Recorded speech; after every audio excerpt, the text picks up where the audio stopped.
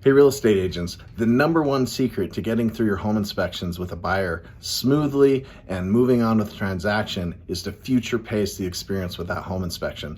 I've got a teammate right now that just did a home inspection with a buyer, and their buyer wants to ask for 40 or 50 items that are on the inspection report. They basically are expecting that this house be returned to pristine, brand new condition to move forward. And I think we all know how that's going to go. I think this transaction is probably going to fall apart just based on that expectation alone.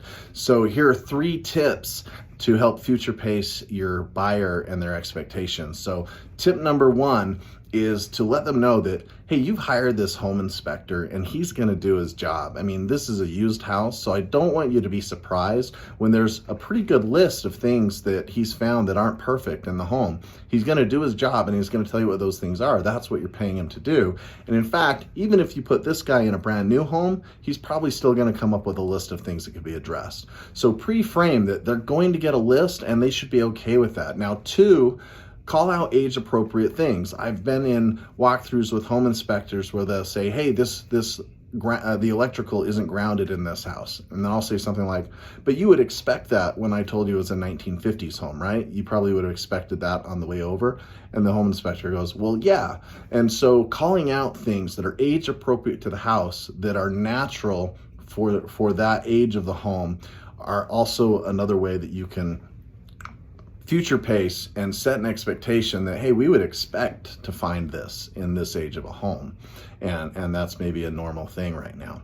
And then the 3rd tip is to recommend that they get all the information. So the inspection report, any reports from labs, if they did a radon or a meth test, let's get all the information together.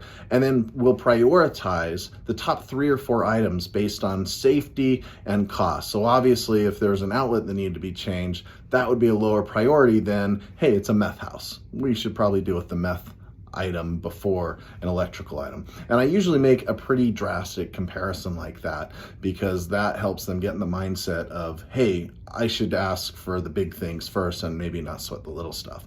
And by doing that, you'll have them ask for 3 or 4 things with the home inspection versus 40.